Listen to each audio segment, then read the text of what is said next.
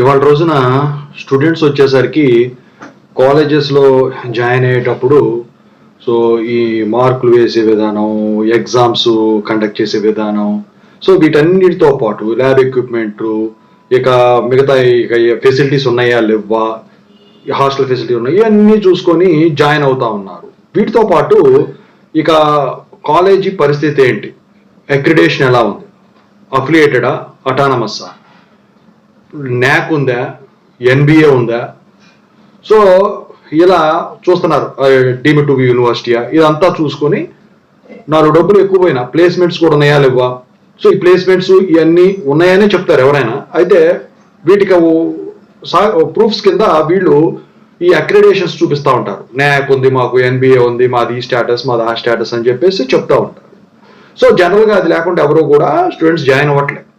ఎందుకంటే సో అవన్నీ కూడా న్యాక్ కానీ ఎన్బిఏ కానీ ఇవన్నీ కూడా ఢిల్లీ నుంచి వచ్చే పెద్ద పెద్ద యూనివర్సిటీల ప్రొఫెసర్స్ శాంక్షన్ చేసేది. అది అంటే వాళ్ళు ఏం చేస్తారంటే by verifying the qualified faculty at that particular university or college, by verifying the lab facilities for the students, by verifying the libraries, and by verifying the equipment each and every one at the university or college, they will be granting the accreditation. అయితే ఇక్కడ ఆ accreditation ఎలా ఉంటుంది, నాకైనా ఏదైనా కానీ NBA అని కానివ్వండి, సో ఏ అని, ఏ ప్లస్ అని, ఏ ప్లస్ ప్లస్ అని రేటింగ్స్ ఉంటాయి. సో రేటింగ్స్ ఎక్కువ ఉన్నాయి మాకు చూడండి.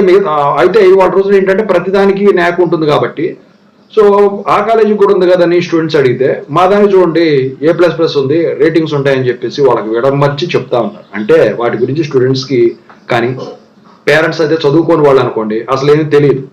ఓ మంచి యూనివర్సిటీ, మంచి కాలేజీ అని చెప్పేసి చేపిస్తూ ఉంటారు. సో ఇట్లాంటి పరిస్థితుల్లో ఒక స్కామ్ అయితే బయటపడటం జరిగింది. అదేంటి, అసలు ఏం చేశారు, అదంతా కూడా ఇప్పుడు చెప్పదలిచాను. ముందుగా అయితే ఇంతవరకు ఈ ఛానల్ సబ్స్క్రైబ్ చేసుకుని వీడియో లైక్ చేయండి, షేర్ చేయండి. టెలిగ్రామ్ గ్రూప్లో ఖచ్చితంగా జాయిన్ అవ్వండి, డిస్క్రిప్షన్లో ఉంది, వాట్సాప్లో కూడా ఉంది. అయితే మీకు ఆ డౌట్స్లో కాల్ మీ 4 ద్వారా కాల్ చేయొచ్చు. అయితే one of the recognised university, deemed to be university, Vijayawada దగ్గర, అంటే విజయవాడకి గుంటూరుకు బోర్డర్లో మధ్యలో ఉంటుంది. సో వీళ్ళు డీమ్డ్ టు బి అంటే ప్రైవేట్ యూనివర్సిటీ ఇది. సో వీళ్ళు ఏం చేశారంటే ఎప్పుడూ కూడా న్యాక్, ఎన్బిఏ అక్రిడేషన్స్ పోకి వెరిఫికేషన్ ఉంటుంది. సో ఒకసారి న్యాక్ అప్రూవ్ అయిందంటే 3 to 4 years వరకు వ్యాలిడిటీ ఉంటుంది. ఆ వ్యాలిడిటీ అయిన తర్వాత మళ్ళీ ఇన్స్పెక్షన్ ఉంటుంది. అయితే దీనికోసం ఢిల్లీ నుంచి యూనివర్సిటీ పెద్దల్ని సెంట్రల్ గవర్నమెంట్ అపాయింట్ చేసింది. అయితే ఎవరు చేశారో తెలియదు, ఎందుకు చేశారో తెలియదు, కానీ మొత్తానికి ఒక కంప్లైంట్ సిబిఐ వాళ్ళకి వెళ్ళింది. ఇక్కడ లంచాలు తీసుకుంటున్నారు రేటింగ్ ఇవ్వటానికి, పలానా యూనివర్సిటీ లంచాలు పెట్టి ఈ రేటింగ్ కొనుక్కుంటుంది అని చెప్పేసి వీళ్ళు ఒకేసారి 20 యూనివర్సిటీలు ఇన్స్పెక్షన్కి వెళ్ళినప్పుడు సిబిఐ వాళ్ళు దేశం మొత్తం మీద 20 యూనివర్సిటీలు, డీమ్డ్ టు బి యూనివర్సిటీల్లో ఈ సడన్ వెరిఫికేషన్ కోసం అంటే చెక్ చేయడానికి వెళ్ళారు. వెళితే ఇప్పుడు ఇందా చెప్పిన యూనివర్సిటీలో వచ్చేసరికి 37 లక్షల క్యాష్, బంగారం, ల్యాప్టాప్స్, గిఫ్ట్స్, వాచెస్ ఇవన్నీ దొరికినాయి. సో వీళ్ళకి లంచం కింద ఇచ్చేసి వాళ్ళు యాక్సెప్ట్ చేసి వీళ్ళు రేటింగ్స్ ఇస్తున్నారు అని చెప్పేసి వాళ్ళు పట్టుకోవడం జరిగింది. 3 days సో ఇన్స్పెక్షన్ ఉంటుంది, అది పైనుంచి వచ్చిన వాళ్ళు. అయితే వీళ్ళు ఏం చేశారు, ఏంటి ప్రతి ఒక్కళ్ళకి వస్తుందని చెప్పేసి డౌట్ వచ్చిందా, అంటే ఎవరో కంప్లైంట్ చేసే ఉంటారు.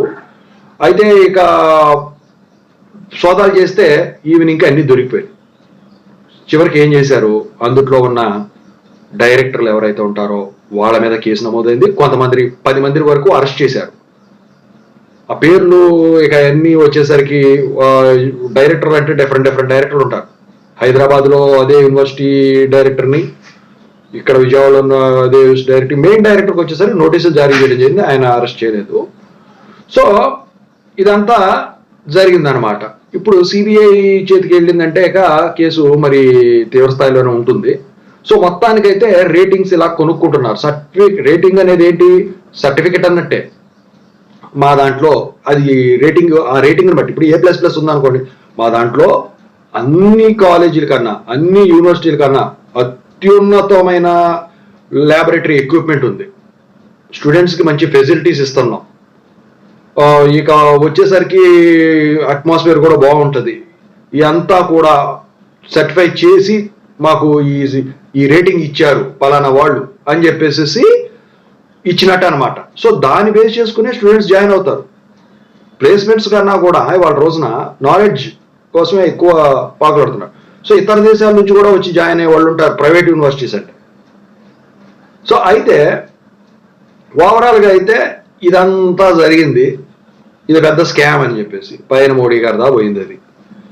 మరి చివరికి ఏం చేస్తారో నాకైతే తెలియదు కానండి, ఇదైతే పెద్ద ఇష్యూ అన్నట్టు. సో ఇవాళ రోజున ఇదంతా ఎందుకు చెప్తున్నానంటే, ఇక స్టూడెంట్స్ ఏది చూసి నమ్మాలో కూడా అర్థం కాని పరిస్థితి అనమాట. అఫిలియేటెడ్ కాలేజీలు, ఈ అటానమస్ కాలేజీలు, వాటిలోకి వెళ్తే ఏంటంటే అఫిలియేటెడ్ అటానమస్ అవుతాయి కదా, వాటిలో వచ్చేసరికి స్టూడెంట్స్ని తీసుకొచ్చి ల్యాబ్లు అన్ని చూపిస్తా ఉన్నారు. సో దోస్ ఆర్ బెటర్ నాకు తెలిసి అని చెప్పేసి నా భావన. ఎందుకంటే తక్కువ ఖర్చులు అయిపోద్ది మీకు.